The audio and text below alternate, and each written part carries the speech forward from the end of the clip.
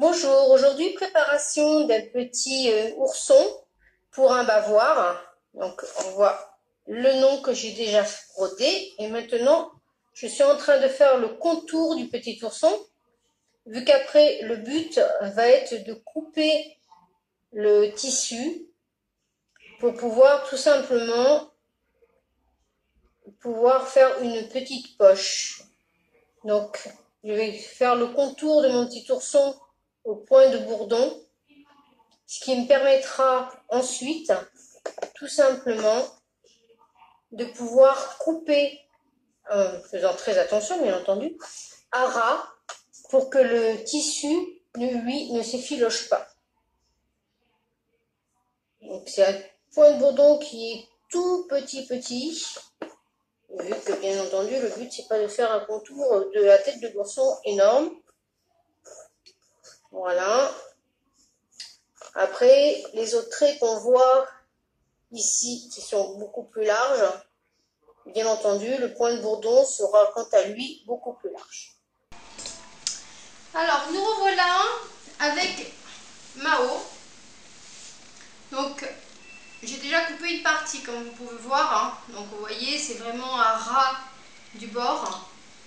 Donc après, on n'a pas à s'inquiéter, parce qu'avec le point que j'ai fait, comme je vous avais dit l'autre jour, le point de bourdon, en fin de compte, ça arrête vraiment le tissu, et donc ça ne peut pas s'effilocher.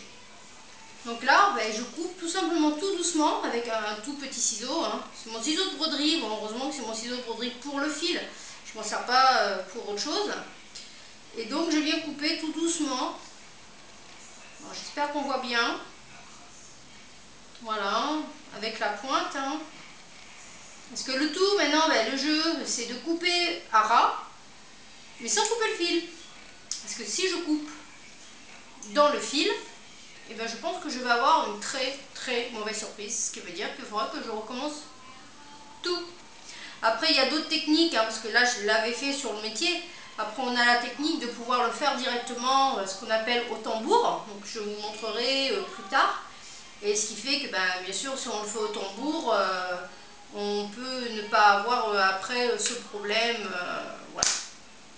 Le tissu, il n'est pas apprêté de la même manière et on peut couper, l'entoiler, le couper déjà au ciseau, le contour et après venir broder directement la bordure tout doucement à la main pour faire un point comme ça, mais c'est vraiment à la main, on tient avec les doigts et on n'est pas sur un métier ou sur un tambour.